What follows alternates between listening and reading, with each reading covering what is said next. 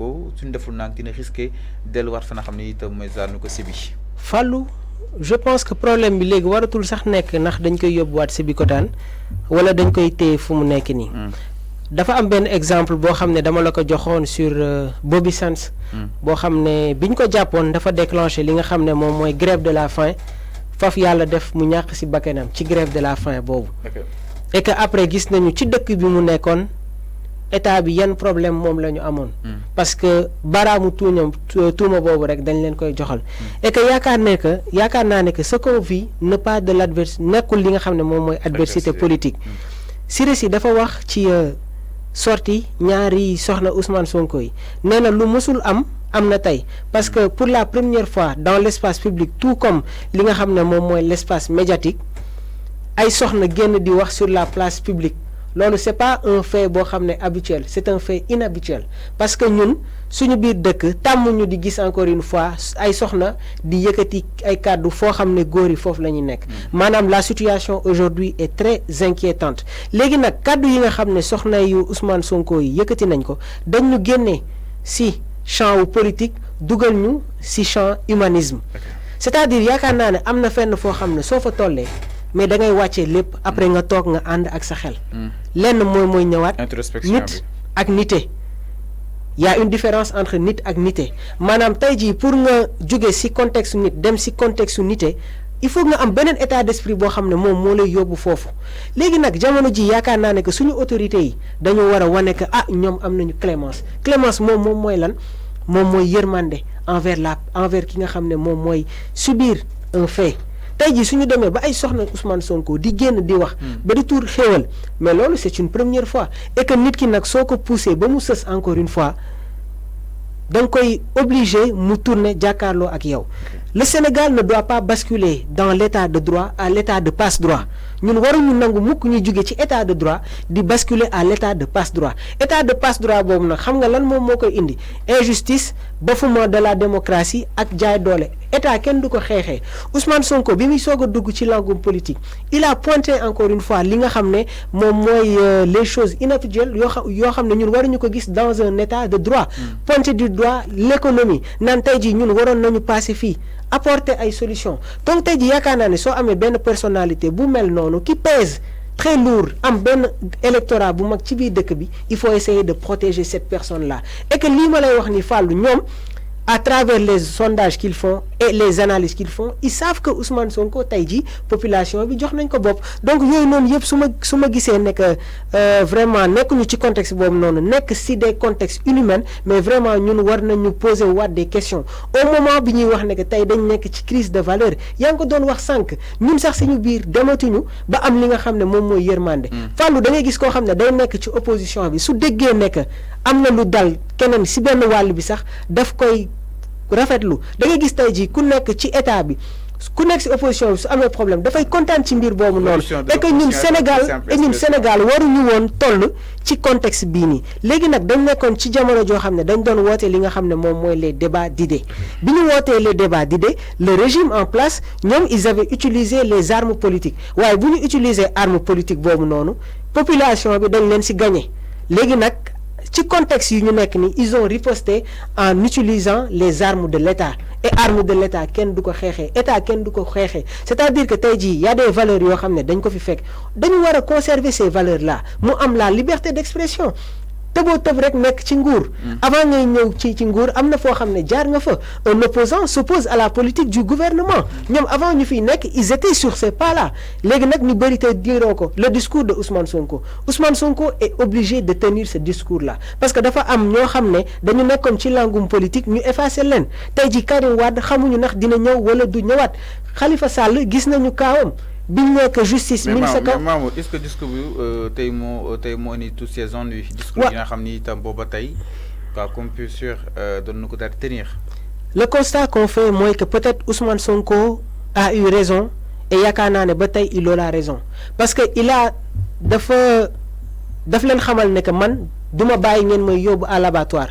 comme ni ngeen ko defee woon ak des opposants yoo xam ni tey ji amoon nañu un très grand électorat. jàppoon ni c'est déjà fait. c'est des discours politiques le président Sall en 2012 bi mu fi doon ñëw ñaata discours politique moom la jëlee fii Mais on va les déloger. C'est déjà fait. À l'abattoir, sur ce contexte-là, d'accord, parce que Taïdi, il est entre les mains de la justice. Mais Taïdi, ce fait qu'il n'avait pas tenu ce discours-là, moi, des opinions constantes. Am Taïdi, ay opinions yo xamné day transcender ba mu am une cote de popularité là su baye won lo xam defone confiance à cette justice bi nga xamné non la Karim Wade yaakaaroon ne que dinañ ko tek ci yoon ak Khalifa Sall kon ba tay kenn waxatu ko ci langum politique Ousmane Sonko su fekkee mi ngi dund ba tay ji wala ba tay ji encore une fois muy mëne li nga xamné mom moy le débat politique fallu c'est-à-dire daf leen xamné que lépp lo xamné tek ngeen ko sama kaw su fekkee c'est en dehors de l'aspect juridique su fekkee politique la man tamit je répondrai li nga xam ne moom mooy de manière politique moo tax il a fait savoir aux dirigeants que lépp loo xam ne teg neen ko sama kaw ce sont pas des procès juridiques ce sont des procès politiques donc man je répondrai de procès de manière politique léegi xam nga lan mooy de manière politique dans la politique il y a des discours maa ngi la ko doon wax képp koo xam ne tey jii fàllu tu cherches à atteindre li nga xam ne moom mooy le pouvoir dina am ay combat yoo xam ne da nga koy mëne Abdoulaye Wade ñaata yoon la nekk ci opposition bi daj na fi lépp même président Macky Sall bërki Demba Ndiaye mais il avait dit que on a les moyens de mettre dans la rue 100 à 200 000 jeunes pour ñu génn on est capable de déloger le président Wade donc tey jii suñu ñëw waaw mais effectivement donc suñu ñëwee ba si jamono jii nii il faut savoir que ce sont des discours politiques léegi nag si le constat qu'on fait moi, ils veulent coûte que coûte empêcher un candidat qui pèse très lourd à se présenter aux élections de 2024 et que man de Fall Rousna ñuy dem ci ay élections ñu ne parti Pastef bokku fa wala ñuy dem ci ay élections ñu ne képp ki nga xam ne moom moo ëpp électorat bokkul ci élection yi loolu day tax rek dëkk bi mais ñun ñëpp xam nañ ne que à travers les analyses et les sondages qui ont été faits Fallou suñ demoon suba élection avec la présence de Ousmane Sonko ba tey kenn waxatu ko koo xam ne foo génn ñëpp topp la soo waree dem fenn ñu ngi lay xopp foofu léegi toll nañ ba ci biir dëkk sax Fallou population bi ñoom ñoo lay ketal pour sa campagne nemmeeku tour ak yeneen ak yeneen. donc jàppoon nga élection su amoon nii Ousmane Sonko dina ko remporter. c'est le candidat potentiel encore une fois. mais est-ce que des fois sympathisant ak li nga xam ne que moo di les électeurs ñu leen li nga xam ne que moo di discerner. Fallou tu as posé une question vraiment très importante. Fichier électoral yi dafa am benn date boo xam ne joxe woon nañ ko est-ce que cette date là a été respectée. kenn respecté wu ko léegi ñi ngi wax ne que la jeunesse c'est l'avenir